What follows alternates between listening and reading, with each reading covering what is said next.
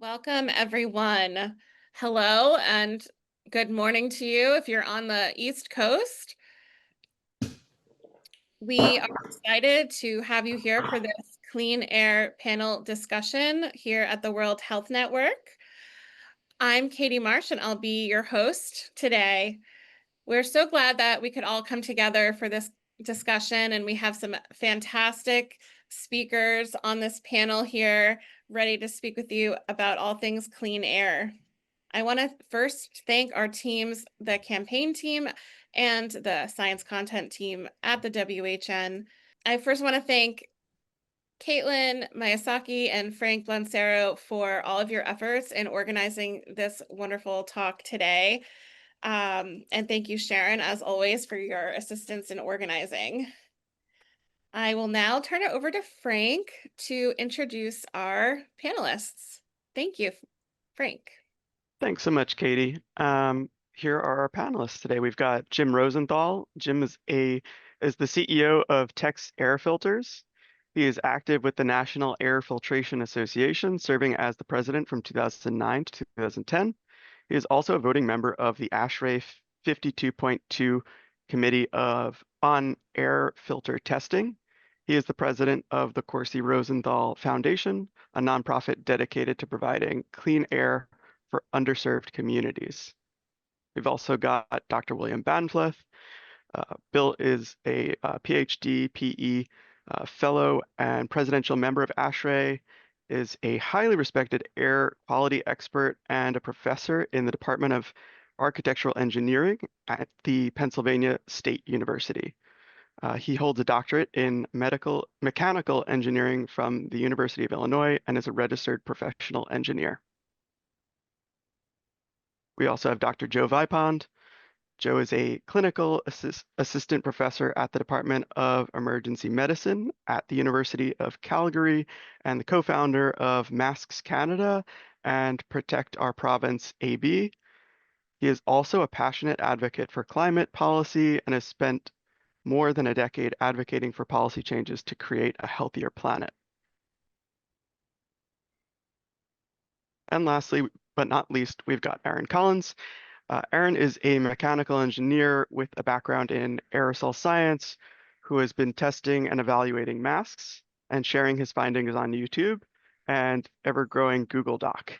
Aaron is a passionate advocate for clean indoor air, having helped form Open Arrows, an open source hardware company focused around meteorology in the clean air space, as well as the Oslov Project, a 501c3 nonprofit tackling mitigation and solutions to equitably bringing clean air to those most impacted by the COVID-19 pandemic. Thank you, Frank. Just a reminder, the mute is automatically on for all participants, but when we move into the Q&A toward the last half an hour of this event, you may have an opportunity to unmute. Caitlin and I will be moderating the live Q&A, and you'll learn more about that at the end of our event, but we're gonna move right now. Caitlin has some great questions already prepared for our panelists, so I'll turn it over to Caitlin. Thank you. Thank you so much. Yeah, so today we're going to be doing a pretty broad overview of clean air, just really getting into the basics so we can build a deep understanding of what clean air is and how we get there. So the first question that we have is, why does clean air matter? And that can be anything from health impacts, from infectious disease, but we're also interested in hearing about how it can impact other aspects of health.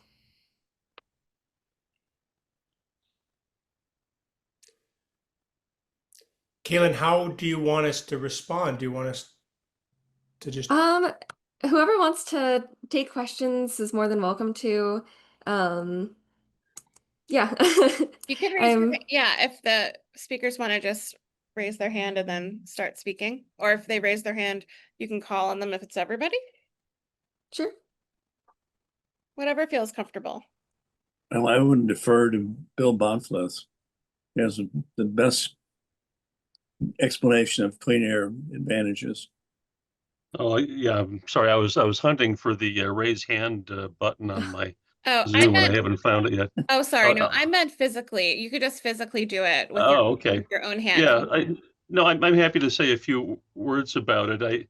I feel like this ought to be like the question where anybody in the audience could answer it by now, because we've been building up a body of knowledge and research on why indoor air quality is important for probably half a century, and certainly we've worked very hard on that issue since at least the 1990s. People like Bill Fisk, who have done a lot of work that says why it's important. Obviously, there are personal impacts that are important. Air quality, we know, affects uh, perception of the indoor environment, which is where standards have been stuck for a long time, along with trying to limit exposures to known contaminants to what are considered acceptable levels, usually occupational levels or some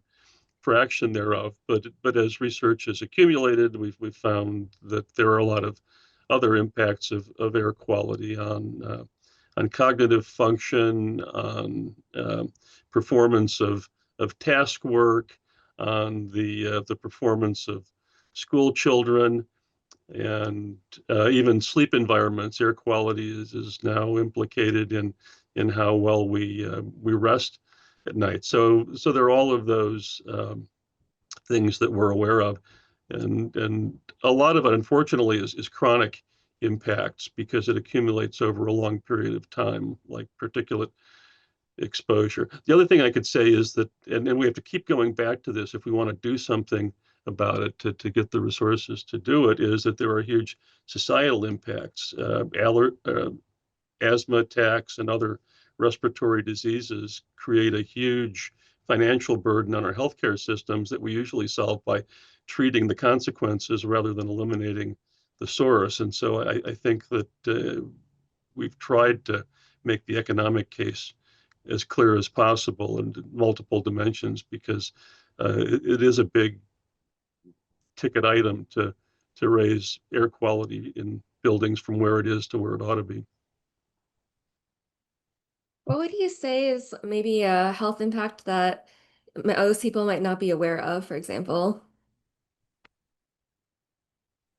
Well, I think the biggest change has taken place in the last few years with the pandemic. It was always important to talk in terms of quality indoor air, but never became a front page issue until the pandemic, and we realized that COVID was airborne, and that brought to the limelight.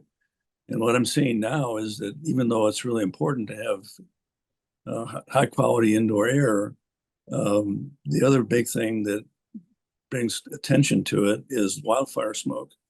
Those are the two things that hit the headlines, and both of them are critically important.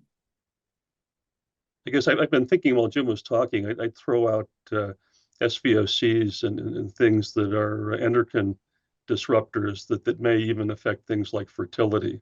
That's kind of some of the not widely discussed stuff.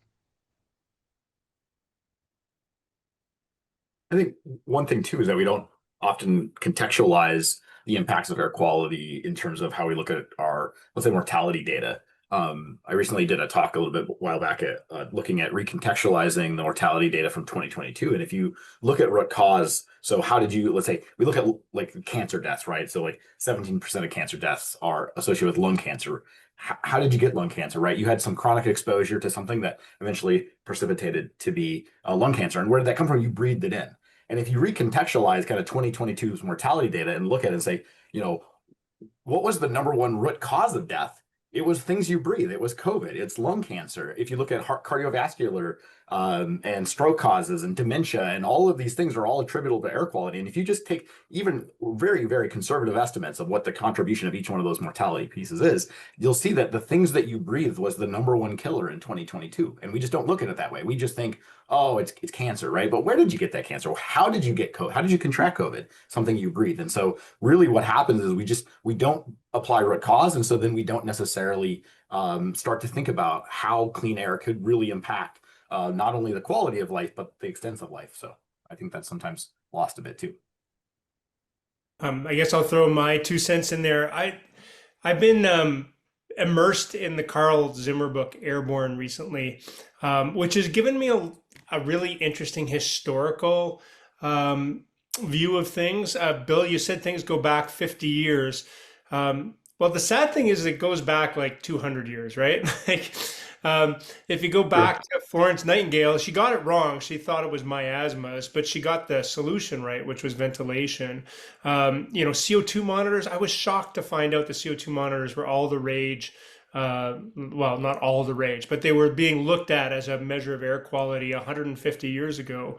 I was shocked to find out that UV light in buildings was considered as a solution, in the 1930s and 40s. And so we've kind of danced around air quality as being a measure of how to protect people for a long time. But we've never really jumped on it. And I think it's been identified multiple times in the past that, washing your hands is a very individualistic, simple solution for societies to put in place. If you got sick, you did it because you didn't wash your hands enough. But if we acknowledge that some of these threats are airborne, and then we need to clean the air in order to protect people, then it becomes societal and governmental and institutional responsibility. And because of that, I think there's been huge resistance over the years. And I don't know how, I'm just worried that we're going to be in another cycle of this is really important, and then it just falls off the plate again. And I think for me as a advocate, the question is, how do we keep this in the minds of those in power that this is something that people deserve? Yeah, of course, you can go back to Hippocrates identifying occupational diseases that were based on inhalational exposure. So yeah, it's very old. We keep coming up with new reasons why it's important, but I think it's been recognized for a very long time, as you say. I also think there's, when we think about why clean air takes a while to happen, I think there's a technological challenge too with, things being invisible, right? I mean, wildfire smoke has been the most effective communication vehicle about indoor and outdoor air quality in like the last 5 years, right? Like pandemic, a lot of talk about it if you were paying attention, but at a broader level, really not discussed. But when you can see the sky is orange and you can't see the car, you start to think about like, well, is it always like this? And I just can't tell. And so I think that the technology of converting what has been invisible into real measurable values has been a limitation about, what have we done? And if, even things like low cost PM2.5 sensors, we kind of talk about as ubiquitous today, really kind of just came on the scene a decade ago, right? And really didn't get adopted widely because people looked at them and said, well, these are a poor quality measurement relative to these reference standards. So there's kind of this technological aspect too that we can't forget about. And that is not to say that we couldn't do more, right? We've had filtration technology, and I'll let Jim, and I mean, I think back all the way to the Manhattan Project, right? The kind of early creation of HEPA filters, the 1940-50. So it's not that we haven't had mitigation tools. It's that there's kind of this interconnection between being able to collect data and collecting that epidemiological data and putting together to convince the medical community, like, this matters. And so there's always this like dragging the medical community along with you. Like, look, we know these things are bad. We knew we have air filters, we have technology. You just have to pull them along slowly to convince them that, like, hey, these things are really impactful in people's lives. But I think that better. Oh, go ahead. Yeah, jump ahead. Well, I just want to say a mea culpa for the medical community, because not that I speak for the entire medical community, but it does seem to be that of the sciences, we're the ones that have been dragging our feet. And I'm not entirely sure why that is. I think we can parse that out, but I do want to give credit to engineering and chemical sciences, physics, for maybe forcing the issue, because I don't think the medical community really wants to deal with this. And so they really need to be dragged into into the front. And I do want to point out that it's almost at least I realized during the pandemic that it was almost an accident that medical doctors became the holders of the policy power, right? When you actually come down to it, air quality masks are not medical problems. They're engineering problems. They're safety engineering, aerosol engineering problems. Yet they've been subsumed by the medical world. And I think it's almost like a power struggle that medical doctors feel like if there's going to be something that involves infectious diseases, then we have to be at the front. We have to have the control. But there's very little sections of safety policy where medical doctors leads things. They don't lead things in car accident safety. They don't lead things on ski helmet safety. Just because medical masks are infectious diseases and air quality in hospitals is infectious diseases, they've pushed themselves to the front. And that saddens me because I don't think we have the depth of knowledge that allows us to really make the good decisions.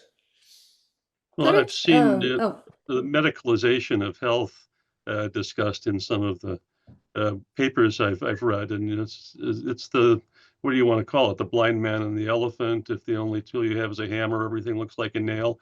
If the medical community wants to identify disease and treat it, but they don't treat the building. I think this is why we're trying to raise the profile of public health and view the environments that we spend most of our time in as a big factor in our overall health.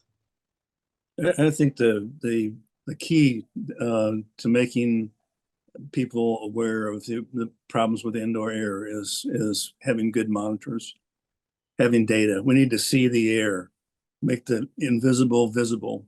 It's so easy to forget that somebody sneezes in a hospital and they have COVID, and all of a sudden it's halfway down the hallway in all the rooms, and you don't see it. You don't even think about it. So I think it's not only an engineering issue; it's a behavioral issue. How do you get people to turn on their air cleaners and keep them on? How do you make sure that the UV lights are working properly? I mean, I've been in hospitals recently, unfortunately, more than I wanted to be, and it's amazing how unconcerned people are with the indoor air quality. They have a mask that's down underneath their chin, and that's a surgical mask. It's not a N95, and they're the exception. Most of the people don't wear masks at all, it's not. I just don't think they realize what they're doing, and maybe having good monitors, giving us good particle counts, giving them good particle counts makes them aware of what they need to be doing. Yeah, I think it goes beyond that, Jim, because if you look at hospitals staff, and I'm just going to defend them for a moment, really, we only do what we're taught, right? If you're not taught the why of doing things, then you don't do it. And I'll just tell you that generally in the medical world, asymptomatic transmission is never talked about. Airborne transmission is not talked about. In fact, if you go into a COVID infected patient's room today in my hospital, it says contact droplet precautions necessary. And the final thing is long COVID is not talked about. So if you take those three things out of somebody's mind, why would you mask? Like, it's just a cold, right? It's a cold that I don't have to worry about unless I'm feeling sick. And that responsibility of avoiding infection for your patient, like, we all go into this field because we care about others, right? Because we went into it because we want to help others, but we're not taught that we could be hurting them by giving them an infection from our asymptomatic or pre-symptomatic condition. And so I think numbers are good too, but I think just simple facts, I think, would really help people understand the why. Yeah, behavioral issue. You have to explain why so that people have the desire to wear the mask to protect their patients. They don't want to infect somebody. I mean, they're in medicine because they care and they want to help people. And it is an educational problem. So it's the leaders, really. It- Never the it- staff. Never blame the staff. Blame the leaders. yeah, I mean, Yeah. I think I also think there's a big challenge in the hospital space too around the sort of use of medical a surgical mask, right? Like I think there is so much emphasis on masking using surgical masks that we don't really tackle sort of the root cause of that surgical masks may be good for droplet protection, but in terms of aerosols, don't do a great job of source control and don't do a good job of inhalation protection. So I think relying on this idea that surgical masks are sufficient, I think also feeds into this where people wear surgical masks and they still get sick. They say, well, not only did I wear the mask and it didn't do anything, right? I think that also having to understand the fundamentals and bringing the medical community sort of into the aerosol science space, I think will help drive that because when you use better quality mask, even if you don't get a fit factor of 100, or which would be roughly 99% protection, but going from 30 and 50% to 80% is over 2 times reduction in the exposure, and then you can start to get data that shows that you've reduced transmission in spaces. So I think not only is there sort of this education side, so agree, we need the infectious disease specialists and infectious disease like safety people to really understand that like the tools that we're giving them aren't really that effective to begin with, which I think also creates the problem. Well, we told everyone these are great, but it turns out they're not. Now who's culpable for that? Oh, let's just not talk about it because then we don't have to deal with that issue.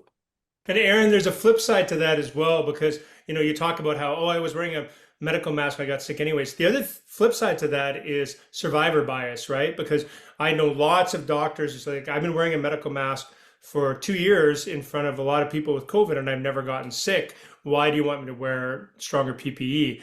And of course, I always flip it and say, well, yeah, well, I've been driving my car for the last 5 years. I haven't had an accident, therefore seatbelts don't work, right?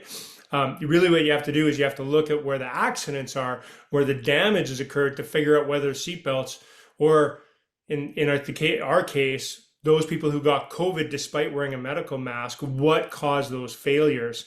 And I think people have that challenge. I'll just follow up on that too, Aaron, in that two major international organizations, well, not international, but national organizations, one being the British Occupational Hygiene Society and the other one being the Canadian Standards Association, both released information over the summer saying that explicitly that medical masks aren't PPE.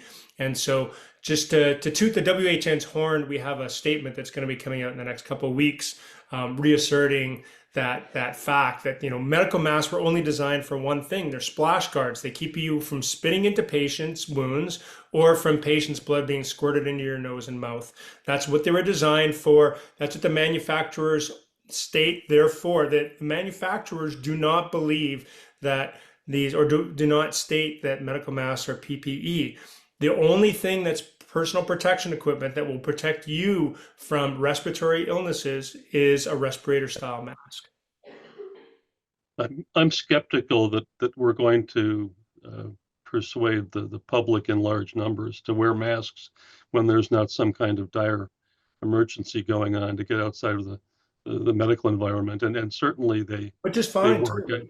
I don't doubt any of it. So to me the emphasis needs to be on the risk that exists everywhere that no one is taking into consideration. If you look at the way that healthcare facilities are treated in standards, it's very clear that whoever came up with those believed that we know where the infectious people are in a healthcare facility, right? They're in isolation rooms, protective environments, and one of the big problems in COVID was that the healthcare facilities were no more resistant to airborne transmission than pretty much any other commercial building based on the ventilation and air cleaning in most of the spaces.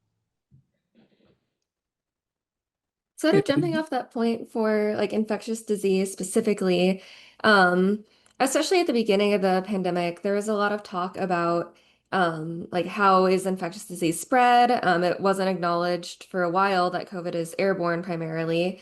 So can you talk a little bit about like how large the particles are that spread infectious diseases and like how I mean, you touched on it a little bit already, but how the difference is between airborne spread of disease and like droplet or contact? Maybe Joe, you could start us off with this one, or whoever wants to take it is fine too. I think we should let the physical scientists take that one. Well, I mean, let me talk go a little ahead. bit about it. From what I've seen, the COVID virus is it's about 0.12 microns, but it has to be in a protein shell. So what we're looking at is something around 0.5 to maybe 1.5 microns. What that means realistically is that it's going to stay in the air for almost indefinitely. So once somebody sneezes or coughs or even talks or laughs or whatever, and they have COVID, the COVID virus is going to be in the air for an extended period of time. I think there's still a lot of argument about where most of the risk lies. Despite all of the emphasis on airborne transmission, I think the progress we've made in recognizing that it's possible, there's still a lot of concern about close range transmission that we can't do much about except for masks. And so if you look at the most recent respiratory aerosol distributions that have been published, some of the work that Maraska and others have been involved in, it kind of looks like those distributions may be bimodal with a big peak at pretty large droplets, or maybe with a mean around 10 microns or even larger than that. But then there's another one, and by numbers much larger, that's more like 3 microns. And unfortunately, it's hard to measure the distribution of virus in the aerosol. You don't have necessarily a uniform density because of the way that they're generated.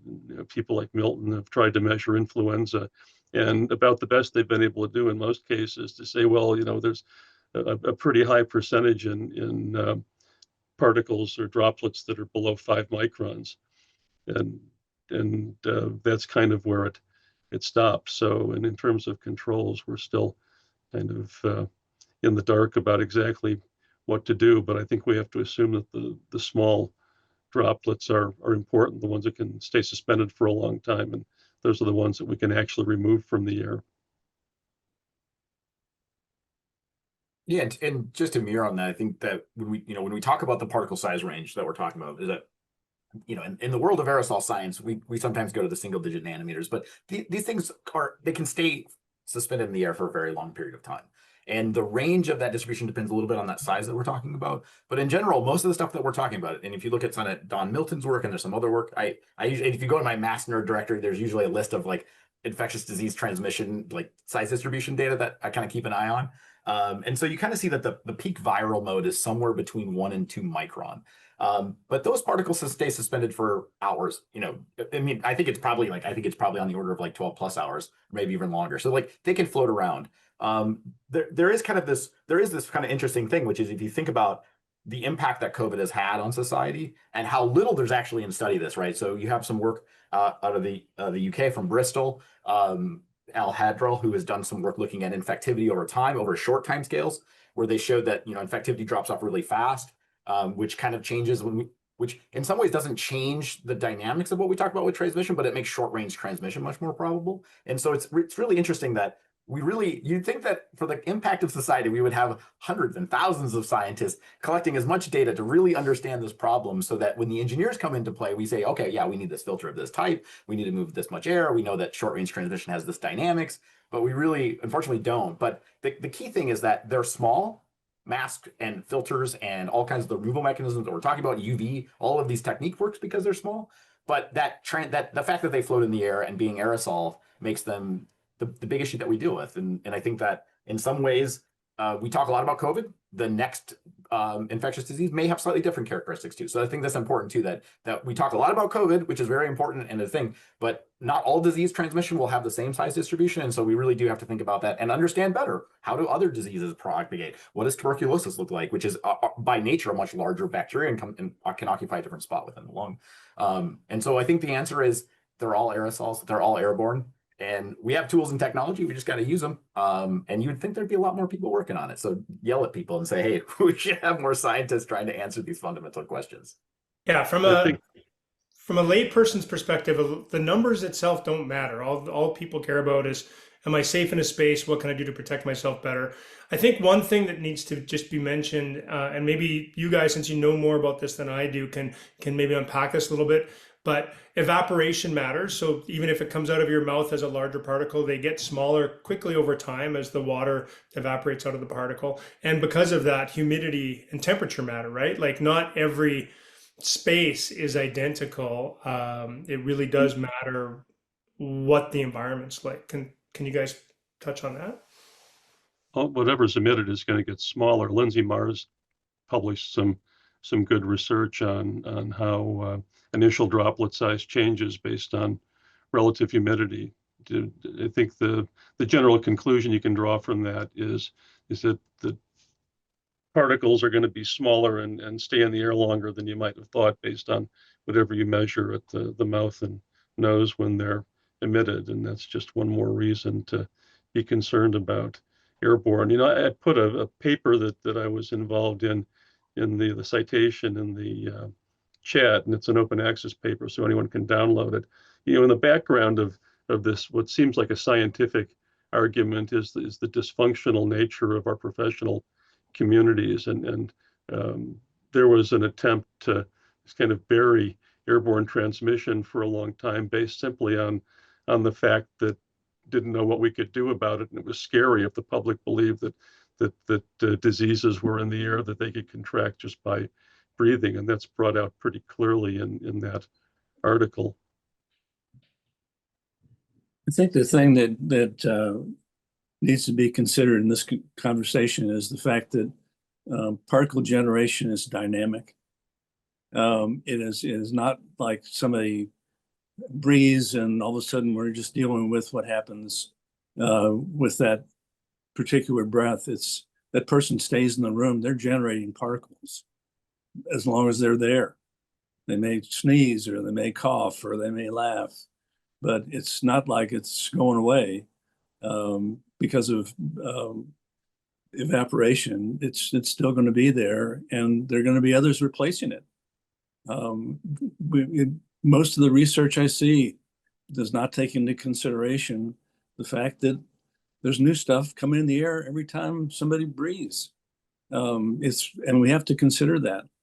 We've got to get ahead of the generation of the particles. I think that some of the understanding of relative humidity's impact on the droplets and the sort of aerosol dynamics does have some impact. I think we oftentimes think about our conditioned spaces here, but that's not necessarily the case globally.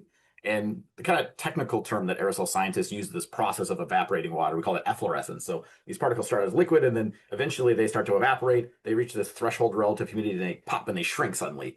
And that efflorescence process is relative humidity based. So actually, if you have really high relative humidity, you actually sometimes don't get efflorescence. These particles stay big. And then there's this reverse process called deliquescence, where you take these little salty particles that your mucus and salts and maybe a little bit of COVID, if you're infected or other some respiratory disease, and when they're exposed to high humidity, then all of a sudden they grow big. And it's actually an interesting process that we don't think about a lot because, if you look at early onset symptoms, oftentimes it's in the nose and back of throat that people are getting early symptoms, right? They're not getting deep lung infections right away, which is interesting because from an aerosol scientist aspect, there's something that happens when you breathe. The air you come in gets rapidly humidified, and do those little small particles, boop, grow big again and impact on the back of your neck, throat, or back of throat and nasal region, because that's typically where we see particle capture. So there is a lot of dynamics that although we look at it and say, yeah, from an RH standpoint of the individual user, it probably is not a huge thing. Like you're building, most people are occupational spaces, you're not going to see this. But from a science standpoint, there is a lot of interest in how that happens because those mechanisms that we're talking about are really important to understand. Because when you start to understand the fundamentals of transmission, you understand the fundamentals of the physics, then you can start to be able to implement better and better controls, which means you actually understand the process. And I think that that's really important for scientists and engineers is they want to understand the process from end to end because then the mitigations make more sense and they understand where the values are, right? Like what Jim was saying, which is, people are emitting all the time. So then we have to think like, as an engineer, do I care a ton about relative humidity? I mean, I do because I want to understand it, but I care about the places where there's lots of people because all of those people are emitting, and now density becomes a big contributor to infectious disease transmission. So from a cost effective thing, I don't want to spend too many resources thinking about relative humidity because I want to focus on those big spaces. But we do need to understand the transmission mechanism. We need to understand the generation mechanisms because then we can better understand, are there relative humidity conditions that we really want to avoid? And for places that aren't at an economic standpoint to have air conditioned spaces, do high humidity indoor environments have different dynamics? Because infectious disease transmission matters everywhere in the world. We kind of oftentimes think of it as just our region or locality, but like the virus spread from a region in China to the entire world. We really have an obligation as society and as people that clean air is a human right, and everyone should have the opportunity to avoid an infectious disease transmission by way of air. And so we really have to solve this globally. So some of this does start to come into play when we, not necessarily in our conditioned spaces in North America or Europe, but other places in the globe that may become more relevant.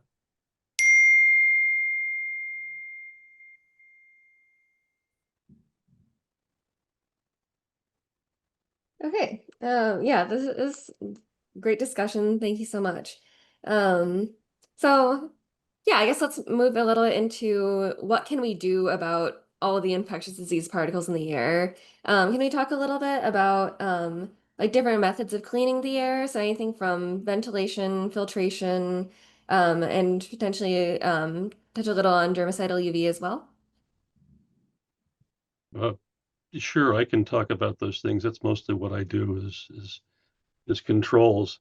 Uh, I think the biggest bang for the buck is filtration, recirculating air either in spaces or in systems, and probably especially in spaces, because we're solving two problems at once, or at least mitigating two problems at once. One is the infectious aerosol issue. The other is that a lot of recent research shows that in terms of overall harm, exposure to fine particulate matter is the number one health concern. So the non-infectious disease health concern. You look like the work that's been done at Nottingham by Morantes recently. They found particles in both residential and office environments were far and away the largest health risk. So I like that because it's also relatively low energy and it's an easy retrofit. I've got a naturally ventilated house.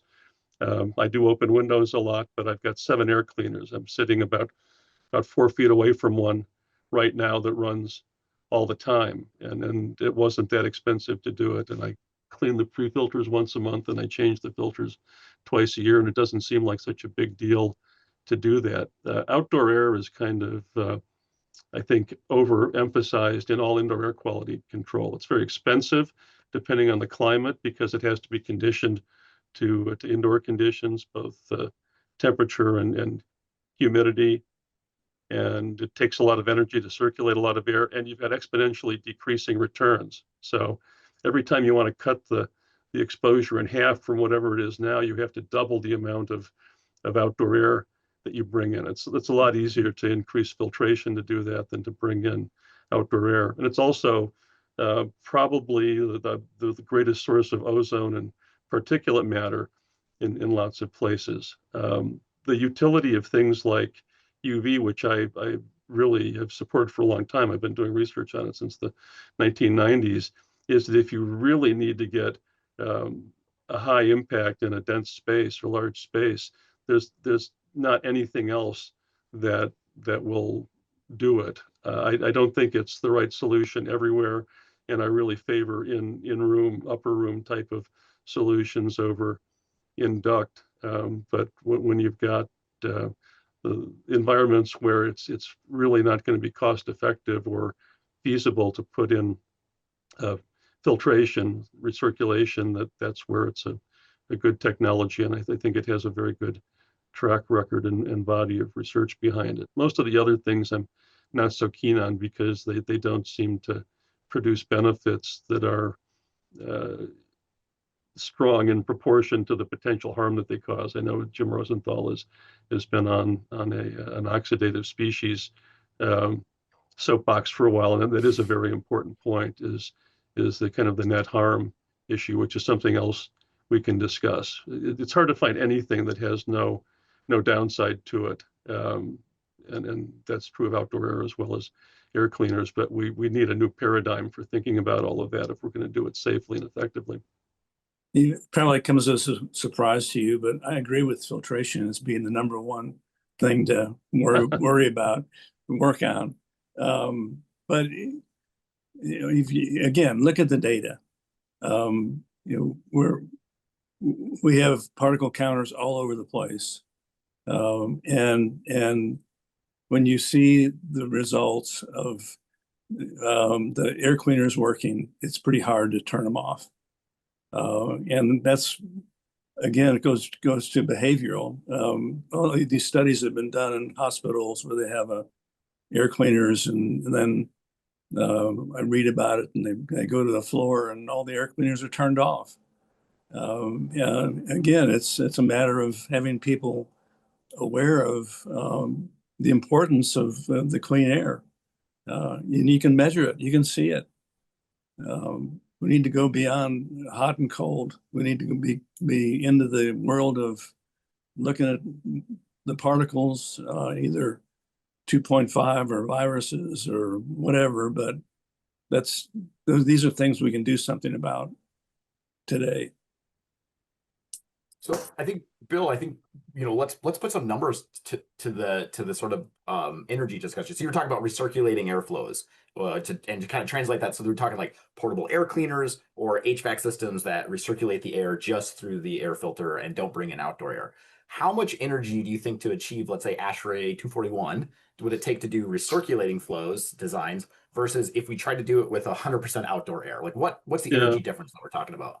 I'm going to have a hard time giving you numbers, but I can give you a relative impact. Marwa Zatari and some colleagues wrote an article that was in the ASHRAE journal, I think in 2023, not long after Standard 241 first version came out, and they have a table there that compares the cost of moving air through, I think, MERV 13 and MERV 7 or 8 filters with an equal amount of straight outdoor air, and they worked in regional energy costs, and in terms of dollars, which are roughly proportional to energy, it was an order of magnitude difference.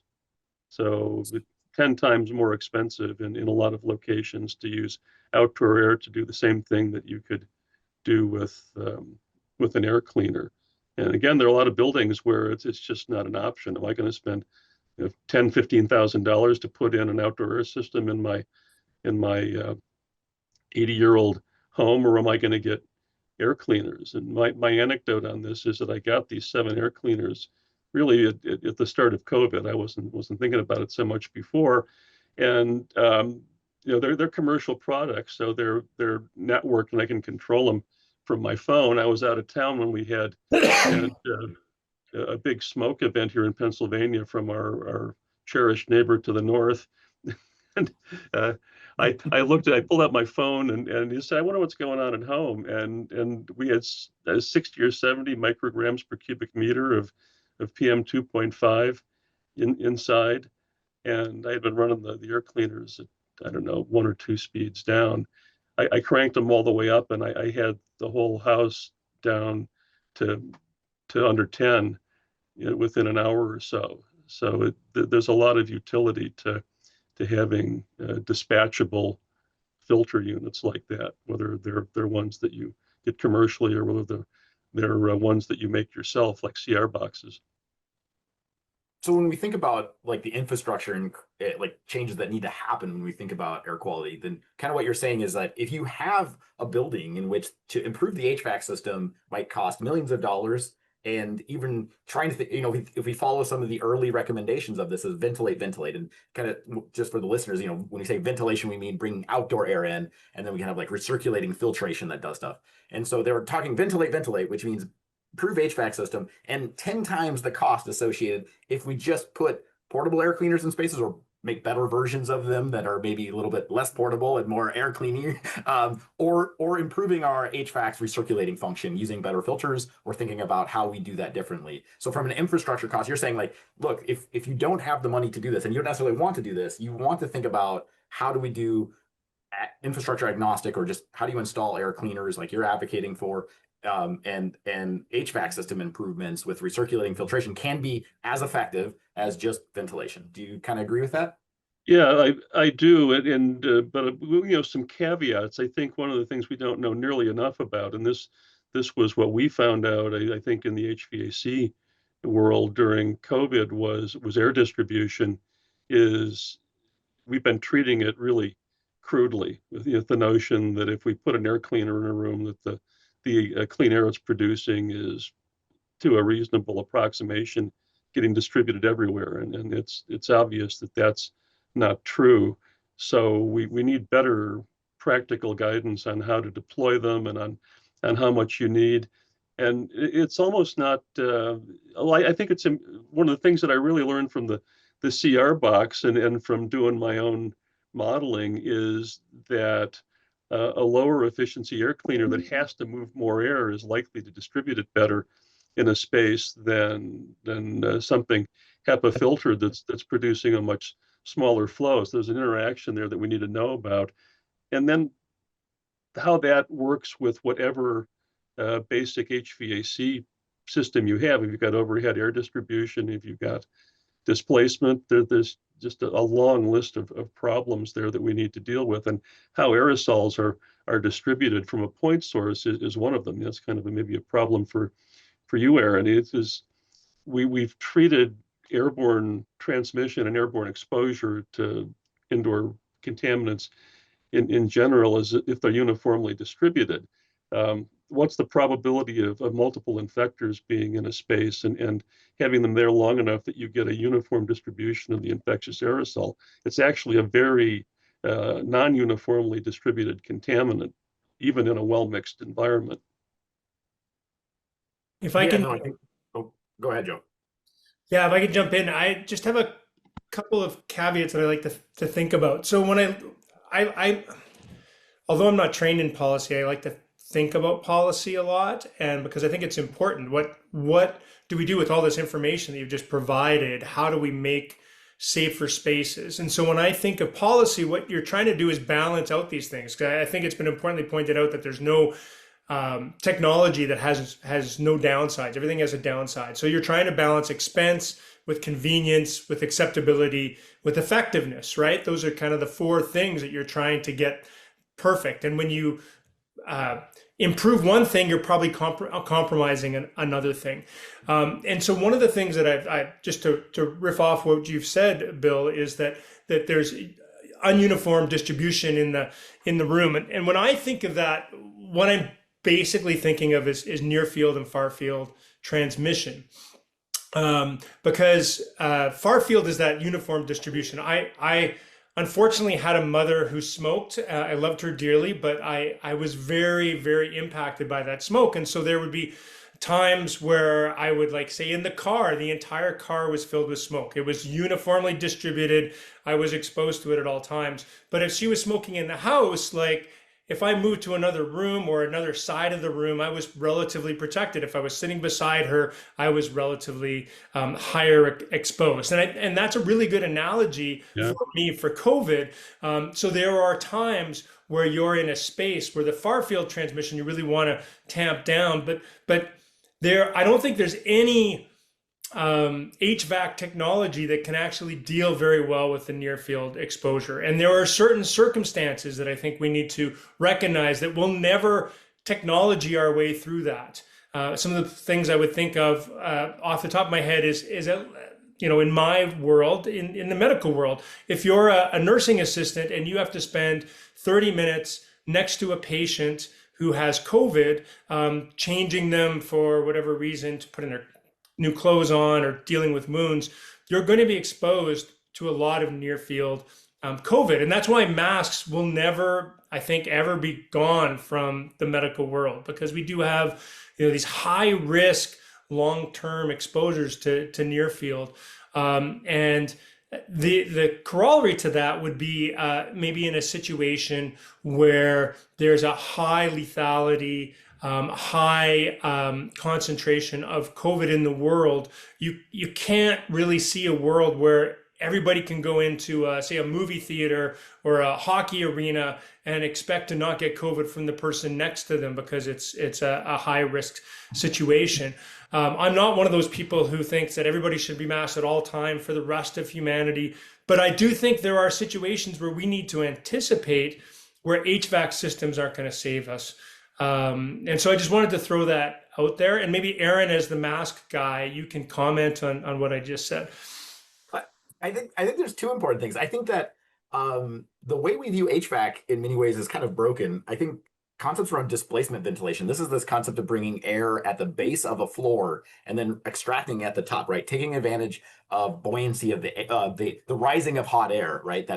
We have this thermal plume all around us. When we talk and breathe, the air we're breathing out is typically warmer than the ambient conditions. So there are other techniques that can get us significant improvements. It's just that our most common HVAC system that we see around us doesn't necessarily work that way. So the space I'm in, the air comes in the ceiling and exits the ceiling, right? So like we don't get that. We have to rely on sort of these well-mixed spaces. So there are improvements, and that's a big thing that Lydia Morowaska has been trying to push is thinking about displacement ventilation, so changing the way we do our HVAC systems.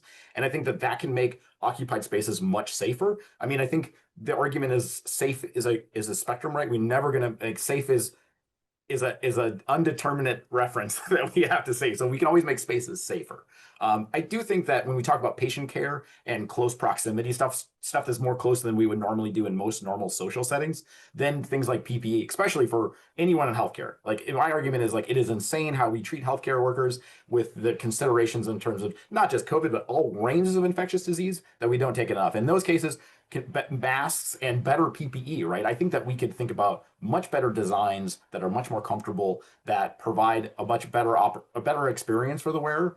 But when we also think that improving the ventilation and filtration in hospitals too can combat that. So the better air cleaning that you have in that room with that patient, the less transmission happens overall too. So it can actually work and pair together, that you can have better environmental control, but then the PPE requirements can come down too. So if you have really crappy filtration ventilation in that space, then the PPE requirements go up. And that's where we start to run into problems with people being comfortable and be able to wear it all day. Although I think PAPRs are probably what we should be wearing for most doctors that are treating airborne infectious people. But we're not there yet. We got to get rid of the surgical mask first, and then we can move to the solutions. But so I think that they all play in tandem, that we have good engineering solutions and we can improve the ways we do stuff. And when we improve the spaces that we're in, the probability, the risk, and the need for high performing masks reduces, and you can get away with not necessarily having to wear a PAPR or something like, although I still would advocate that for in healthcare spaces, but let's say in a movie theater or something like that, right? So these things all play in concert together. So doing better engineering control reduces the need for PPE and the requirement of how effective that PPE needs to be in the space. In the case of think of like a mask or respirator that we'd be wearing in the movie theater. Best example of near field, far field, this airplane. The airplanes have really good filtration, probably 24, 25 ACH. So if you take a particle counter on an airplane, you often get 0. On the other hand, if somebody's next to you and they have COVID and they sneeze, you have no chance. You're going to be exposed. It's far field. You're pretty safe. But if somebody's coughing next to you, you better put your mask on. So I would caveat that slightly, that we had to also think about time. I think like apartments and stuff like that is also important. So if you're in an apartment space and you're getting exposure by far field through leakage through wall surfaces, right? That your duration of exposure, if you're in an apartment 20 hours a day or you're sleeping overnight, even though that person you're getting a very small load, you're getting it over a very long time. And we've seen that in apartment outbreaks. So I think that we always have to put the time constant in that too. Like a far field in an airplane that's a 30-minute flight is much lower risk than that far field exposure on a flight that's 12 hours long, right? And those are important things to think about is we have to think about like exposure that we're having and then the duration of exposure. I think those are two important metrics that come together. So I think when we say safer, we want to be, it's lower exposure so long as that the amount of time that you're exposed is roughly the same. I've got a few thoughts queued up here. I'll see if I can remember them all. I'm getting to the age where that becomes more difficult. Going all the way back to what Joe was saying, I agree overall with that. I think that in the healthcare environment, it comes back in part to air distribution, and the principle of healthcare ventilation is clean to less clean. So if you have patient room and you know where the infected person is going to be, if that's who you're worried about, you can design air distribution that will move air towards that person and away, just like we do with fume hoods in laboratories. We don't have the ability to do that in general environments because the source could be anywhere. So, that was one consideration. I also wanted to put in a plug for more broadly thinking about public health. We can't ventilate or clean away all of the risk, as has been noted. So there is a role for reducing occupant density, which is going to be a major factor both in the likelihood of an infector being present and also the increased short-range transmission. Yes, 2 meters social distancing removes all risk as a discredited concept, but on the other hand, putting people far apart does materially reduce risk from large droplet at close range. We just don't have a good way of accounting for that. And then a more general issue is how do we do better? We got to think about infection control in the context of overall indoor air quality and recognize that probably our biggest issue right now is that most buildings aren't even designed to and maintained at what we consider the minimum standards. I think that the lack of operational requirements for verifying and maintaining indoor air quality is the biggest policy problem we have. And so what that tells us is that we don't actually need to create a new standard to get started in a productive way. If we just enforce the ones we have, that is a good approach. My mantra is start where you are, use what you have, do what you can. And it's going to be a long project, but we can make progress that way. Yeah, I want to just mention a little story about engineering in healthcare facilities, because you're right, we can totally engineer a safe space for the medical world. In fact, we have this thing called negative pressure rooms, which has been kind of the standard for airborne transmitted diseases for a long time. But I'll tell you, when COVID happened, what we had was not enough negative pressure rooms because all of a sudden we had say 10 per hospital, and we had 200 patients to try and fit in that 10 person spot.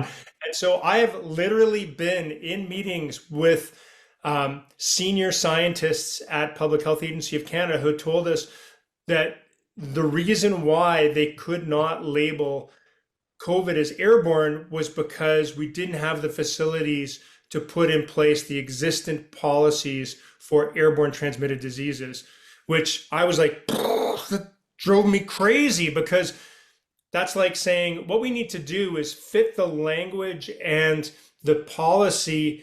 No, we need to fit reality to fit the policy that exists instead of changing the policy in order to fit reality. And we should never, ever do that. Yeah, it's not airborne because we don't have enough N95 masks. Yeah, exactly.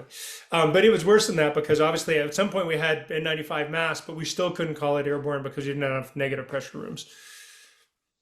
I like that, Bill. Do what you have, do what you can. Start where you are, use what you have, do what you can. Yep. Yeah. That's a CR box, isn't it? Yeah, that's the whole idea. Well, and sort of speaking of the CR box, I want to make a point of asking today for practical advice for what people can do at home. And that's anything from like building a CR box to other like what sort of filters people should be aiming for in their homes. If there's certain benchmarks that people can aim for in terms of like how air purifier or air cleaner output is measured with like cubic feet per minute or air changes per hour. Like what can people be can and should people be aiming for in their homes? And how can we measure that with anything from like particulate matter to CO2 monitors?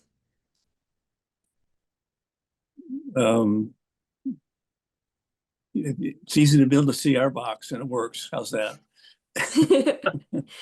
Well, it's yeah, cheap. great starting point. I think it's cheap. I was just gonna say, I think portable air cleaners are and what Jim's getting at, right? You can build a CR box, but portable air cleaners are the first line that you can do. They're like Bill had said, they're very inexpensive. They're commercial products. You can buy them. And I think that when people think about air cleaners, that I always say all that matters is CADR.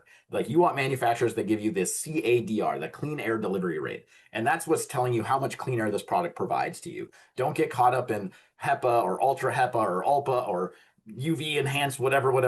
Like none of that matters. All you want to say is, hey, manufacturer, what is the CADR for your unit? And more specifically, what we're trying to see happen more in the marketplace is what's the CADR at 40 dB?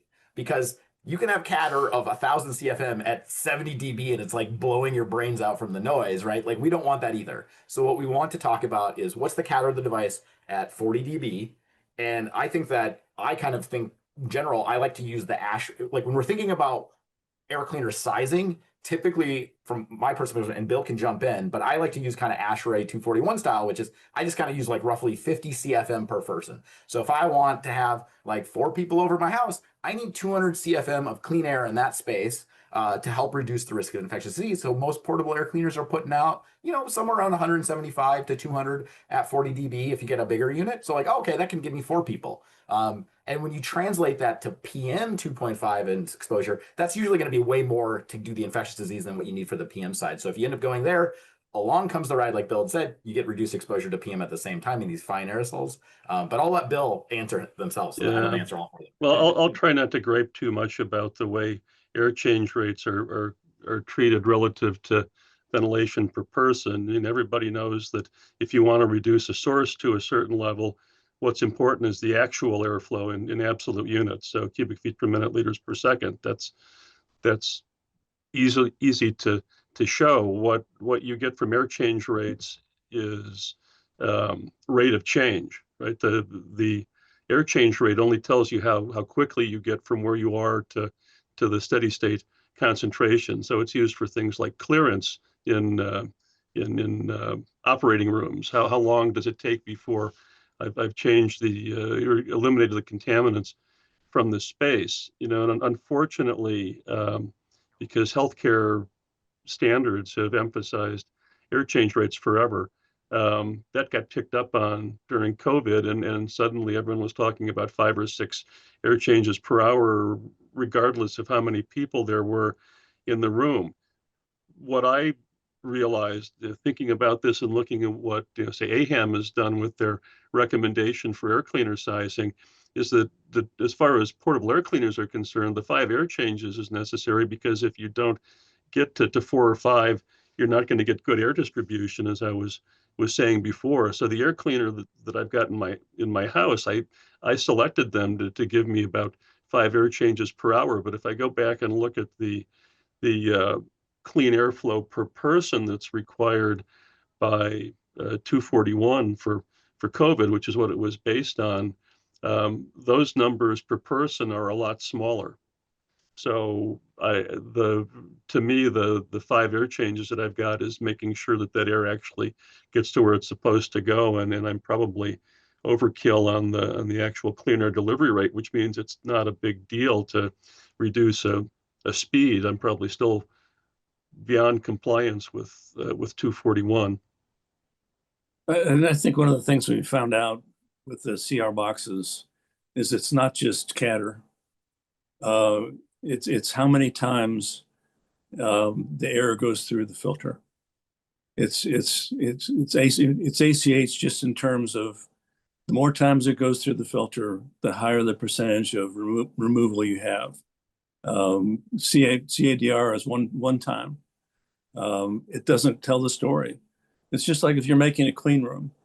You don't make a clean room by just putting a HEPA filter in there. You make a clean room by putting a HEPA filter in there and running anywhere between 60 and 200 ACH.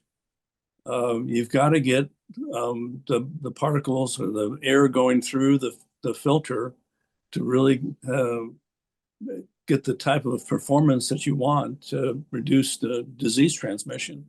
So 6 may be a good number. It depends upon the occupancy of the room. It'd be better to have 12 if you had 40 people in the room and they're third graders and they're talking all the time, and So, but the point that I would like to make is that we have found out that the single pass is not the whole story.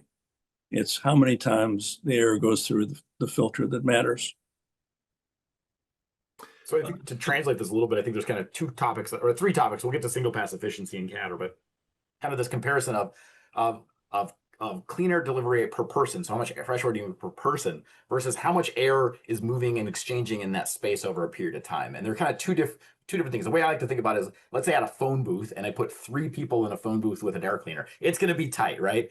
We would have probably, like with a medium-sized air cleaner, 100 air changes per minute or hour in that space, 100 air changes per hour in this phone booth. But in terms of infectious diseases, we all understand that, like, that's a lot of people in a small space. And so the clean air requirement per person might still be, let's say, 150 CFM, but that 150 CFM in the phone booth gives you hundreds of air changes per hour. But when we think about that into a bigger room, now suddenly that same air cleaner in a much bigger room with 3 people still gives us that 150 CFM with the three people times 50, but now it might only give you 2 ACH or 1.5 ACH, right? And so when we think about infectious disease, we think about infectious disease as airflow per person. But when we think about exposure to PM 2.5, we think about how well are we mixing and how frequently are we bleeding down that relative to some constant risk of or some constant entrainment into the space by outdoors. And so they're kind of sometimes competing things. So if you have a giant space, you might need a lot of air cleaning to get it down if you want to think about PM, but you might already have a very low infectious disease risk. But in, let's say, a smaller space, a small kitchen or a small dining room, that you might have very high ACH because you have a lot of clean air to get the 8 people that you might have in there. And so they're kind of thinking about 2 different topics. And so when we think about infectious disease risk, I think we should think, as ASHRAE does, clean air per person. And then we think about PM2.5, it gets a little more complicated, but we can try to strive for those. And the calculations, there's a bunch of websites. Someone plugged it in the chat, Clean Air Stars. That's great. In fact, they'll give you both. If you put the air cleaner in there and your room size, they'll give you both clean air per person, but also will give you the ACH equivalent for those air cleaner selections. So that's a nice plug. That makes sense, Bill? Do you agree on that? I agree with that. I agree with what Jim was saying too. You know, the way I would maybe give as an alternate way of thinking about what he was saying about how many times does the air go through the filter. It's about removal rate, right? A single pass efficiency doesn't tell you anything unless you know how much air is going through the filter. So this is something that was underappreciated, and also turning over the room. So you may be able to think back to a widely used calculator that was put out by a well-reputed Northeastern university, where you could calculate exactly how much additional clean air you needed from air cleaners. And so if you did that calculation and looked at your ventilation and the filters you had in the HVAC system, and it told you needed another 5 CFM of clean air delivery, and maybe they were suggesting you go out and get a 5 CFM CADR air cleaner, but maybe that was 0.02 air changes per hour, and then back to the point that it's going to sit in the corner and keep you 10 cubic feet clean because it doesn't have any ability to mix air into the room. So we are learning. It's taken a while though. Yeah. So I know, Caitlin, your initial question was about what you can do as an individual in your own space. I would just throw a policy. Sorry, I like to talk about policy. A policy thought out there. Jim actually mentioned it, that if you have a bunch of grade 3ers elbow to elbow talking all the time, there's going to be a lot of transmission in that space. But that's your weakness, right? Is the fact that people don't just live in their houses. They do go out into public spaces. And therefore, we need to think beyond just our home and COVID or infection protecting our home. We need to look at other places. And so if you're going to do one thing to advocate, it's to make sure schools get the similar protections that you would put in your own home in your space. Just as I said, I've been listening to the audiobook Airborne, and they talk about how they were putting UV filters into 3 different school systems, And one of the school systems was quite a bit better protected than the other school system. And when they looked at what that possibly could have been from, it's because one school system, everybody walked to school back and forth, and the other school system, they came in on buses. And so they were thinking that the buses were where the measles was getting transmitted because there was no protection in the buses. So we really need to think of a whole societal level. You can protect your house to the nines, but if the society is weak, then there's still going to be infection coming into your space. I'll just ask a question to the group as well, because we've talked a lot about the technology that makes your space safe. I have filters in my home. I'm a lazy person and I haven't changed my filters, and so therefore I probably am not winning because I've done the right thing, but I haven't followed through. And I think the same thing exists in other public spaces where, as you mentioned, there are times where air filters are turned off, but there are probably also much more times where maybe they're on, but nobody's ever changed the filters, and people need to be responsible for that. So can you talk to a little bit about that risk of, yay, I'm a better person, I've put in filters into my home, but now I'm lazy and I've never actually done the work to keep the space safe by changing my filters? So I think that there's a lot of good questions. I actually took notes because I think you hit on a lot of topics here. So the first is, the concept of like, what can people do? So there's kind of two ways to think about this. One is you have control of your home, and typically, most likely you have some influence in the space you live. So the first thing you can do is think about air cleaning in the spaces you live. My recommendation is always put an air cleaner in your bedroom.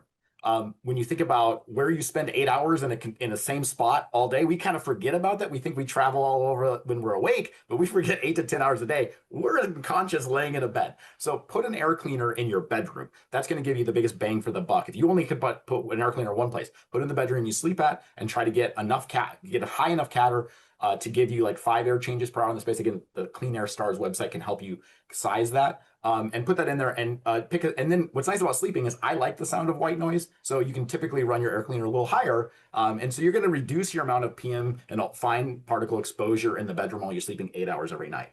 It's also great for anyone else that's living in your house, because you think about, when we talk about that long range transmission, a lot of transmission of disease is happening at the home. It happens at school, the kids bring it home. And as a parent, my exposure is when I'm at home and when I'm sleeping. So if I have a kid, or I do have a child who sleeps in the bedroom next to me that is infectious, I get that near field exposure continuously for 8 hours every night. So having an air cleaner in the bedrooms where you have long duration of exposure at low levels can really help reduce transmission that's happening there. Now, of course, that doesn't exclude the time you're cuddling together, watching TV and all the other things, but that's kind of the next space, is communal spaces within your home. You can start to add more air cleaners in that space. And that helps you reduce the risk associated with other people from coming into the space and spreading it within the house, right? And I think then the next topic Joe is getting at, which I think is really important, is like, what are the dynamics of transmission and where is transmission happening, right? It's lots of people for long durations and close spaces. And schools are it, right? We would never work in an environment that is a school where you're shoulder to shoulder with 5 people 8 hours a day. Like no workplace would, no modern workplace in America would typically tolerate that to happen. We would not like that. Yet we do that with kids. And there's good reasons why, and there's cost associated. So the next dynamic is, where do we have lots of people for long times? Schools, care centers, and hospitals are typically these high points of contact. And arresting transmission in schools can be a cascading effect in the community overall. There are lots of studies that have looked at vaccination for influenza, where vaccinating children for influenza, especially that have started in the Northeast, reduced the rate of influenza of the elderly and older people within that community.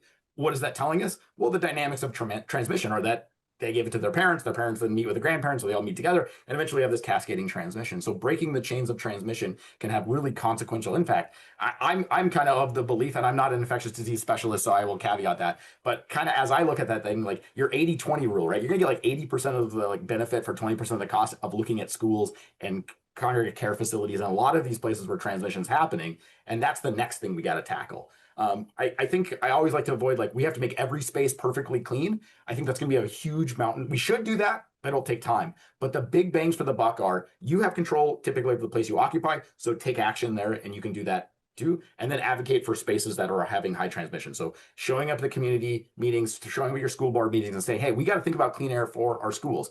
There's so much amazing data to show, CO2 exposure, PM exposure, infecting absences, test scores, all this stuff. There's like a body of knowledge that's really showing the impact of clean air. And then when you think about absences, right, infectious diseases, right, it also helps reduce that. So I think that covers that. And then the question that you're asking is, when do you change the air filter? That is the $1,000,000 question. I think that there's a big problem in the technology space about air cleaners in general. They suck. You got to remember to turn them on, you got to remember to turn them off, and you got to remember when to change the filter. And then it gets confusing. My home, I have lots of air cleaners. I actually have to change the filters less often because I'm distributing all that same amount of stuff in the air across a wider range of devices. So I actually need less frequent filter changes. But I only know that because I can test them and I'm a nerd. Average person, how are they going to know? So the best thing is, okay, follow the manufacturer's guidance. But generally what I'm finding is in my own personal house I'm using the L'Oreal 420s, which used to be super cheap, but they've been discontinued. But I also have some people using Lavoie's and I test them frequently. I'm seeing like you can get if you have multiple air cleaners in your space, you can get about a year out of them. Now this caveat, not wildfire season. You don't have a wildfire that's right next to you. You're not cooking in a kitchen all the time. If you have one, your kitchen's going to be replaced. But I think, Bill, and you can jump in on this one, I think and Jim as well, I think filter change frequency is the biggest challenge, I think, right now in air cleaning space. Well, if you're going to do it on a performance basis, as opposed to just a scheduled maintenance basis, twice a year is pretty safe, I think, for portable air cleaners. But as you say, maybe those fairly expensive filters, if it's a commercial product, could last a good bit longer if you were still getting the PM levels indoors that you want to have. I had a few thoughts about this. How do you get started? And I think the home is the place to start. If people figure out what they can do in their homes, they'll take that to where they work and to the schools their kids go to. We have to remember that air quality consequences, mitigating them, depends on end-to-end protection. So, the Welleses did several studies of UV, and they found that the quality of their results or the improvement they got really had a lot to do with what happened to the kids after they left school. But going back to what do I do at home? If you don't have mechanical ventilation, if you don't have an energy recovery ventilator and you've got operable windows, get in the habit of opening your windows and leaving them open as long as you can every day. I learned that in Denmark on sabbatical. So I get up in the morning and I open windows, and it's surprising how many days I don't have to run the air conditioning in the year because the outdoor air is okay and I'm getting much better air quality. So that's one thing.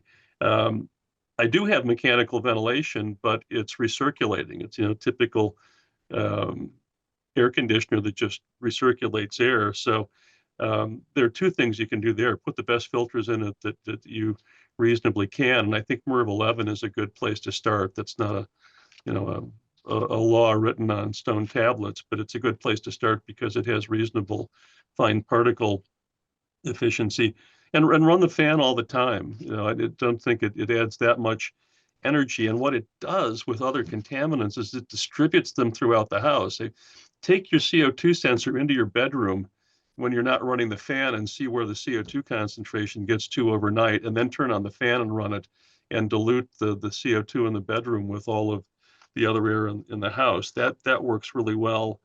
And I think those are the main things. If you put decent filters in your central system and maintain them, put in air cleaners and use your windows, it's really a good start, and it's pretty low economic impact. Yeah, I would agree. Your comment about running the fan all the time, if you don't, you're not going to get your benefit out of a good filter. There've been studies that have been done in Texas, Austin, Texas. The HVAC system driven by temperature is only run 30% of the time in the summer. So that means 30% of the time that the house is there, only 30% of the time is air going through the filter unless you have your fan on all the time. So that's a really important point. It's also important to measure in terms of when you change the filter. It'll tell you, if you're measuring, it's not as efficient, it doesn't work as well. That's the way the Chinese actually do a test of the length of life of a HEPA filter. They have cigarette smoke and they expose it, and the efficiency goes down. And then they measure the the efficiency, and it's reaches a certain level, and they say that's the point where you have to change the filter. So Yeah, humidification and dehumidification are something that I think should be considered as well. I'm not totally sold on the idea that it's critical for infectious disease transmission, although there's evidence in support of that. But just overall, comfort and respiratory health, if you can get to 30% in the winter, if you live in a cold climate, that's really good. People say 40 to 60, maybe Stephanie Taylor, based on the evidence that she's collected. But if I don't run a humidifier at all in my house in the winter, being an old leaky house in a northern climate, 40 degrees north, it can get to 20% or below some of the time, and you really start to notice that the piano goes out of tune, the cats give off sparks when you pet them, and it just doesn't feel good. So I've been doing that for a long time. And interestingly, I found that I had to humidify my basement during the winter because there's enough circulation by stack effect through the basement that it gets pretty dry down there. I had one upstairs for a long time because I thought that was the only space I needed to be concerned about. And then I got hygrometer and found out the basement was awfully dry too. So now I got 7 air cleaners, 2 humidifiers, and a dehumidifier in the basement for the summer. The upstairs is taken care of by the air conditioner. What kind of humidifiers do you recommend? Do you recommend the sort of cool mist style, or what kind do you recommend? I like the evaporative ones because what comes off of an evaporative humidifier is water vapor, right? The ones that create droplets, if it's not absolutely pure water, you get particles from doing that. And so I have really cheap humidifiers that are basically a box with a couple of fans in it, and I have for each of them 2 bottles that I fill that'll get me through one day in a cold part of the year, and they just let water into a reservoir. There's a wick that soaks that up, and it draws air through it, and it works just fine. I replace those wicks twice a year or once a year because they'll get all crudted up with the hardness and the water that precipitates out on them.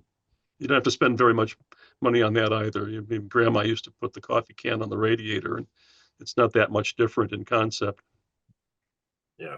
It just to give some context of this, so I loaded that question in anticipation. So for those who aren't familiar, the cool mist are those ones that kind of like have an ultrasonic atomizer or nebulizer at the bottom, and you kind of see this like plume of cold smoke that kind of humidifies and looks really cool. But kind of the risk with those is that if you're not using clean water, if you have mold or mildew that's in there, it's now being turned into an aerosol, and then you're just huffing it. And the evaporative style devices that Bill's talking about just have a wick, and so they just go from liquid water to vapor without the creation of an aerosol. And so I generally want to avoid these sort of cool mist style, or if you use them, you have to clean them regularly, and you have to use clean distilled water, because otherwise you're going to breathe whatever's in that water all night long. And if you wouldn't drink the water, then you probably don't want to breathe the water that's being emitted by that. Thank you, Aaron. And Caitlin, we're going to move to audience questions now. So I've asked folks to put your questions in the chat. I did see some folks have questions already, so just resubmit them and raise your hand, just like Jeffrey did here with the react button, or no, the raise hand button, which is right next to the react button. And if you'd like to come on camera and ask your question, if you would like the moderator to just speak out your question for you, then just put your question right in the chat. So Jeffrey, we can start with you, and I will unmute you.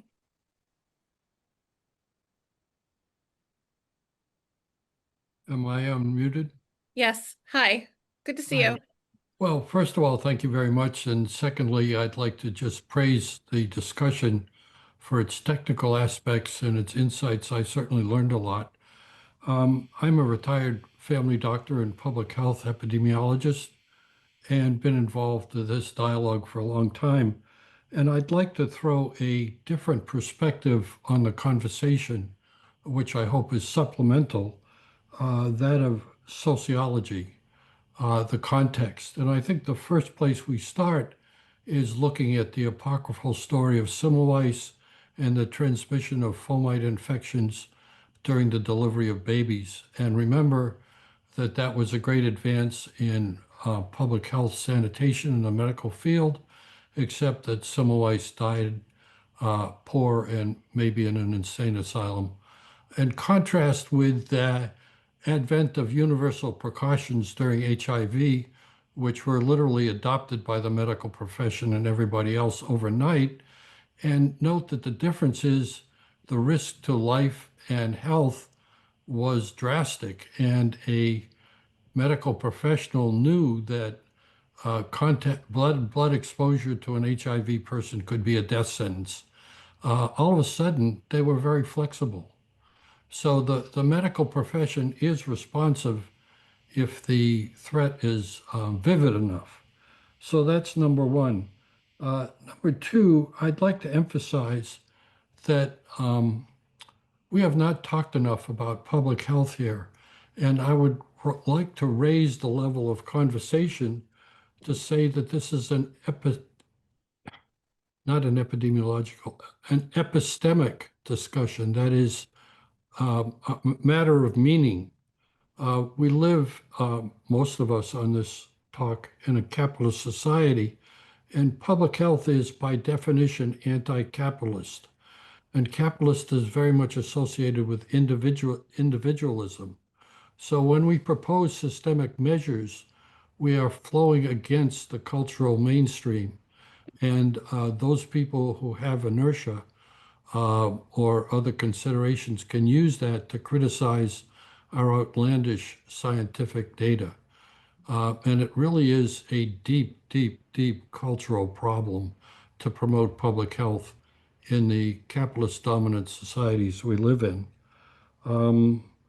So that becomes a way you have to look at this.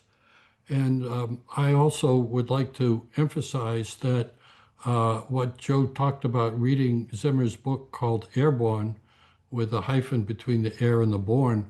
One of the things I took away from that book was that the two main infectious diseases that are known to be aerosolized and infectious are tuberculosis and measles, but those were discovered not by scientific inquiry, but by the idiosyncratic preferences of some oddball people. And nobody's looked at other respiratory diseases to see, in fact, whether they're more airborne, aerosolized than droplet spread. And in the medical field, the science of airborne disease is vacuous in its oversight. Finally, I'd like to bring this home.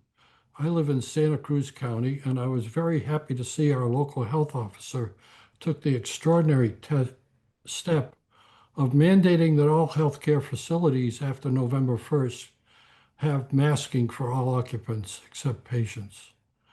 That's a rule that will be enforced. I was so enthusiastic, I looked by the fact that she mandated masking but not respirators. And in correspondence with her, she gave me the bureaucratic shrug. But we all know what the opposition and the practicality and the ignorance fights against her ability to be able to have an effective public health order. Thank you. There's a lot there, but I can just touch on the first thing you said, Jeffrey, about the evils of HIV making healthcare workers adopt universal precautions very quickly. I think, and I mentioned this earlier, people don't understand how dangerous COVID is. There's been no discussion of long COVID. And unless you understand that there's like anywhere from a 7 to 30% chance of getting a long-term disability from getting infected, it's really hard to understand why you would want to protect yourself from what is essentially a cold. And so that's a failure again of leadership to understand long COVID and to explain it. Honestly, if you look at the people who don't mask in our In our facility, I would say it's predominantly male, and it's predominantly the high-level academic style doctors. And I think it's because of bravado, right? Like I don't need to wear a mask because I've got a great immune system. I'm pretty healthy, and look at me, I don't have to wear a mask. So we need to lose that, and we need to make it so that it's embarrassing not to be wearing a mask in healthcare facilities. Because what do you mean? It's not about you; it's about your patients. And when I mention that to to doctors who aren't masking, always an awkward conversation. Yeah. They generally say, "Oh, I never thought of this about being protecting others. I just thought about it as being protecting myself, and I don't need it because I'm strong." All right. Thank you. Just a reminder to keep your questions and responses somewhat brief so we can get to all the folks that have submitted questions. So we will be moving in the order of Sally, Linda, Hazel, Gina, Michael, and then Tony. That is what's on deck right now. So Sally, I'm going to ask you to unmute and please come on here to chat with us. Thanks for your question. Hello, can you hear me all right? Yes. Great. Hi. Well, thank you very much for organising this event, World Health Network, and thank you, speakers. My question concerns the newly launched Global Commission on Healthy Indoor Air. I imagine people here are aware of it. It was launched a couple of weeks ago at a high-level side event at the UN Assembly, and it's charged with developing a global framework and developing then national level blueprints. So I would, as one of the commissioners, would be very interested to hear from the panel about what they think the potential usefulness, if it has one, of such a global framework might be, what their priorities would be for such a framework, where's global consistency useful, and given that ultimately this is about delivering impact on the ground, how would you approach such a big task? Thank you very much. Thank you, Sally. Well, Would anyone I'm a yeah. commissioner too. A lot of people are commissioners. There are 8 co-chairs in this body. I think maybe my response, to try to be concise, is that all politics is local and air quality regulation is politics. So I think the ability of this body to help is by keeping the issue in front of the public, for one thing. I think it's obvious that if the public isn't engaged, then the regulators are not going to do much either. And to at a high level to stimulate change and to try to empower rather than steer those country by country who are going to have to deal with whatever their cultural, social conditions are, and with the process for changing things. But I think there's a great opportunity here to have this body be useful, and I hope that it will act in ways that are useful. Thank you. Thank you, Sally. I will move on to Linda. Hi, Linda. I'm going to ask you to unmute. Hello. Good evening. It is almost here in Europe. Yeah. Thanks for organizing this. I'm active in my own country to get clean air going in several places. And I spoke to one of our experts, and he said, yes, it's true that aerosols can linger in the air for many hours, but the virus in it or attached to it is inactivated after 1 to 2 minutes if you have a good ventilation going. And if your CO2 reading is really high, it can take up to 10 minutes. But he didn't seem very concerned that it lingers for hours and hours. I was wondering if you could say something about that. I'm going to guess that's a misunderstanding of the data that Al Hadrell put out, which is looking at short-term decay rates, which are very relevant when we think about infectious disease, but isn't the whole story. So when we think about how disease transmission happens, so let's look at the Skagit Choir, which 70% of the people there got it. Or look at longer range transmission that happened in classrooms, and there's been studies in restaurants, right? So that mechanism is right, that it decays, but saying that it's zero is the wrong analysis. It's that it falls off and you still have exposure after that. So that means that short range transmission is much more, you're more likely to inhale an infective dose, just because there's not only higher concentration, but more of them are still viable. But it does not mean that long range transmission doesn't happen, and that suddenly magically in 1 minute these things go to zero. And that's even shown in Al's data. It doesn't go to zero. It's reducing over time, but it never goes to zero. And so I think that is a misunderstanding of that data, and also a misunderstanding that there is documented transmission of long range in indoor spaces where that mechanism of 1 minute is not plausible. When we still talk 10 minutes, even if it was 10 minutes in indoor spaces, like think about when someone opens a pizza box, right? How long does it take you, or something delicious, maybe if you're not a fan of pizza, how long does it take you to smell that across a room?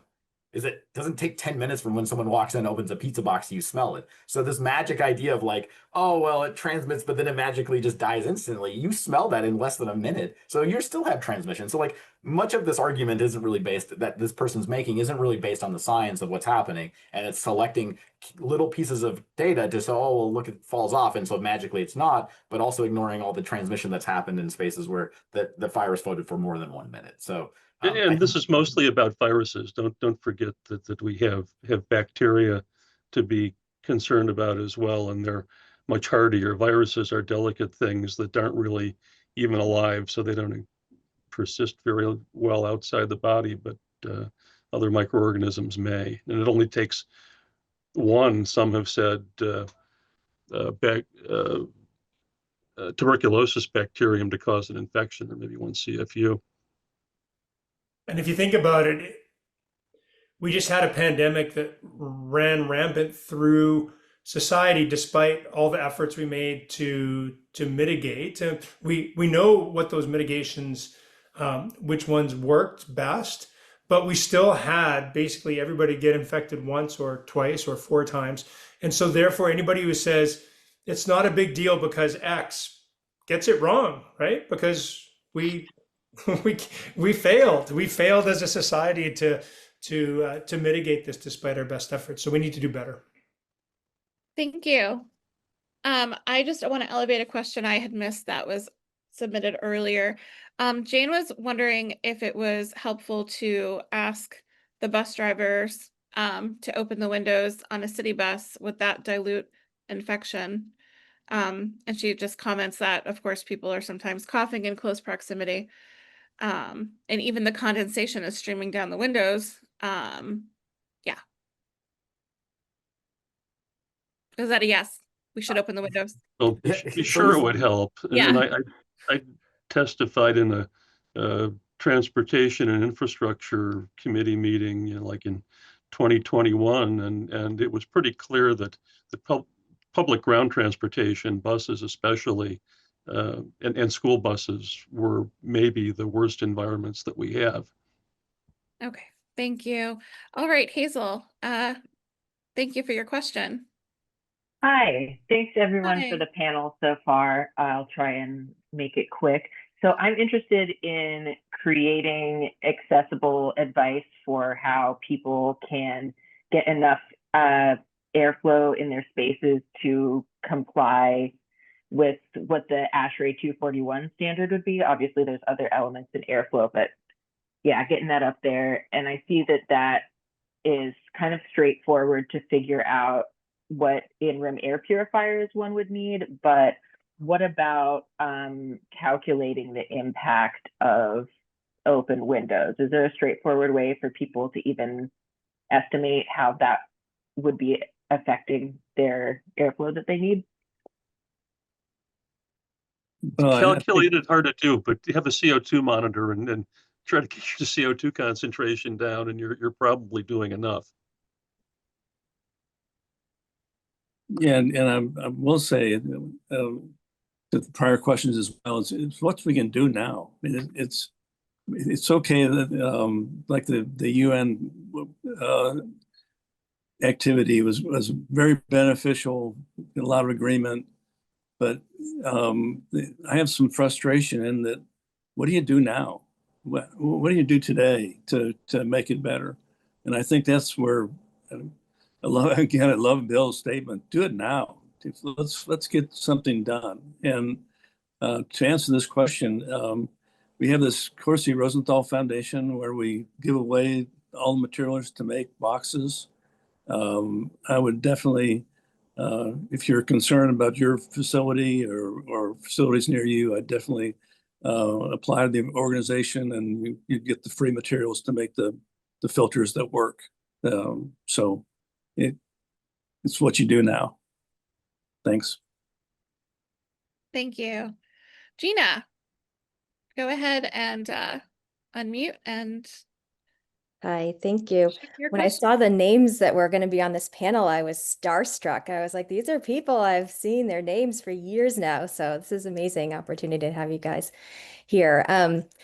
So I have a teenage son who wants to be a mechanical engineer, and he is all in on COVID precautions. He's a lone masker at school. He's the only one of 1,000 kids at his school who's still masking. What do you recommend that he study or read or courses to take or internship opportunities so that he can have a career that makes an impact on infectious disease and clean air using mechanical engineering? I guess as the person with 3 mechanical engineering degrees, maybe I have to answer that one. I think you have to be careful these days because there are a lot of mechanical engineering programs that have kind of dumped HVAC. So you have to do some looking around to see, is that something that they're actually good at in this curriculum? And if not, architectural engineering programs, the better ones like the one that I teach in are very good. I won't name other institutions for fear of forgetting somebody who's good. But what do you study in mechanical engineering that's important? Well, basic thermal sciences, right? Fluid mechanics and heat transfer and thermodynamics are really important. Some departments, like the mechanical engineering department at Penn State, have an indoor air quality engineering course, and that's a good one. I actually use a textbook written by the professor over there who teaches it. Finding internship opportunities, that's maybe the hardest part. Consulting engineering firms should and design build contractors should be doing air quality work, but again, you have to find out what's available.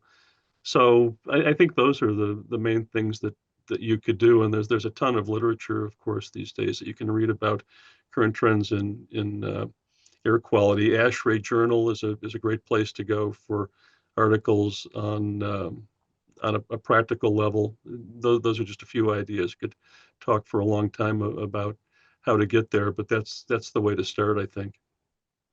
I wish I could recommend public health as a discipline, but as we all know, public health is dead. I wish I was lying. But honestly, the fact that they have had no interest in dealing with this issue is quite sobering.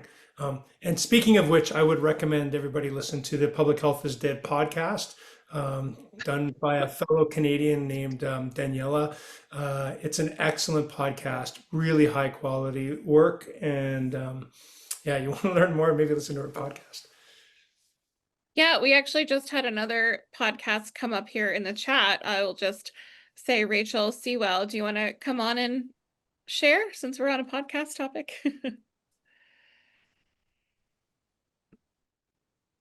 If you would like to come on, you can raise your hand so I could find you. Otherwise, it's very difficult to locate when there's a large group. So we'll move on to the next question. So I'm going to speak out for Tony Colinari. Question to Bill. What are the steps ahead for 241 ANSI and any estimates of when the process might be completed? Sure. So 241, as some may know, was kind of produced at fever pace. We actually only spent about 4 months writing it and published it in July of 2023, and we've slowed the pace down to try to make some improvements to it and revisions. And it went out for a first ANSI publication, public review earlier this year, and we've got about 225 comments that we're addressing through the ANSI process. And we hope that we'll have those resolved to the extent that we can and publish a new version in 2026. I should say that the importance of ANSI, which stands for American National Standards Institute, is that that's a consensus process that's widely recognized as producing standards that have broad support among all of those who are materially affected. So producers, consumers, general interest people, the public are invited to participate. The committees have to be balanced. Everything has to be sent out for public review. All public review comments have to be addressed, and anyone, anywhere can propose a change to an ANSI standard. So we think that's critical to making it something that's easier to get adopted in regulations. That's often just a dead on arrival thing, is that if you bring a standard forward and it isn't a consensus standard, it won't go anywhere if you're trying to get it into codes or regulations. All right, thank you. And then a final question from Michael, a two-part question, looking toward advocacy. So how do we get an investigative journalist to do a deep dive into the airborne denial scandal? And It hasn't already been written. Well, there's been lots of good stuff. There's the Wired article on the 60-year-old mistake that helped COVID kill. You can read some of the peer-reviewed literature, which I can try and find and put in the chat. That was done by Jose Jimenez, and team. There's two articles in particular I can put in there. But you're right, that this is a scandal, and it should have been better dealt with the media.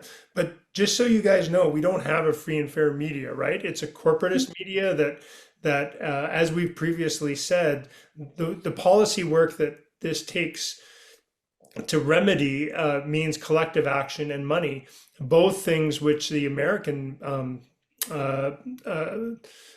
powers that be don't have any appetite for, and therefore it's best for them for this not to be an issue.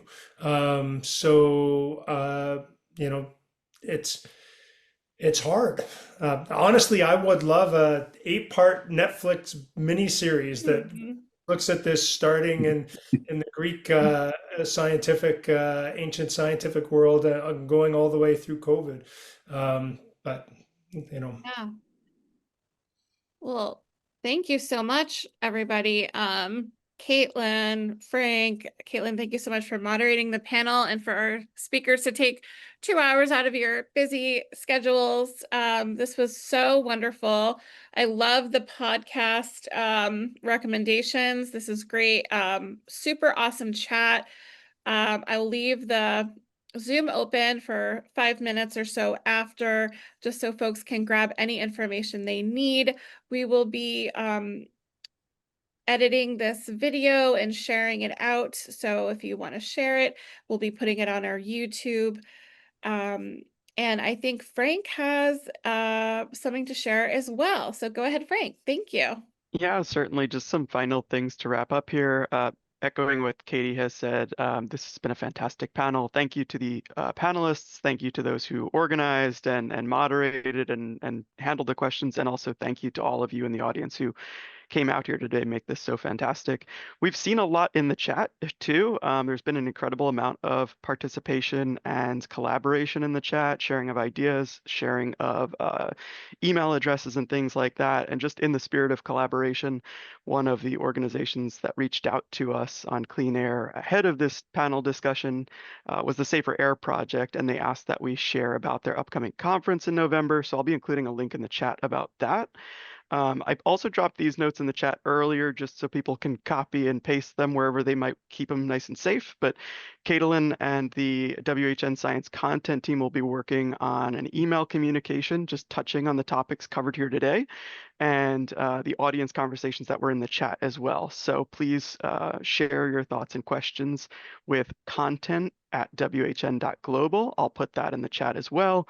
And then also additionally, if you or an organization you know would like to collaborate with WHN on a communication or project, be it about clean air or anything else public health related, you can, I'll drop the link in the chat for you to collaborate on that front. The last thing I'll mention also is thank you all for being here. We will be saving all the contact from the people who registered because we are planning on having panel discussions on clean air as a series. So be on the lookout for future communications with future panel discussions. Thank you, Thank you. Frank. Yeah, thank you so much. Please feel free to email myself or Sharon. Our emails are in the chat, and you can sign up to join the WHN community at whn.global, and you will be put on our mailing list so you won't miss any of our events. But we have all sorts of events and teams and projects going on at WHN, no matter if you're a scientist or an artist or a parent, there is a place for you. We even have kids programs during the day. So there's a lot going on here at WHN. So please feel free to reach out, and we hope to see you at a meeting. We have meetings, open meetings every day. So if you love the COVID safe community, please do join us. Thanks everyone for your time, and have a safe rest of your day. Take care. One more thank you from me to the panel for coming out here today and joining us. Your expertise is really great to hear from. And one further reemphasis of the fact that this is the first panel in a series. I saw a lot of really great questions in the chat, specifically around how we can do advocacy and really push for these changes to actually happen in public spaces. So we're planning on touching on specifically like practical advice for advocacy and talking to schools and things like that in future panels. So we hope to see you there. Thank you. And moderators and panelists, please look out for your email. I will be sending a Zoom out for a debrief if you would like to join. Thanks so much, everybody. This was Great. awesome. Take Thank care. you. Thanks, everybody. Thanks. Yep. Excellent discussions.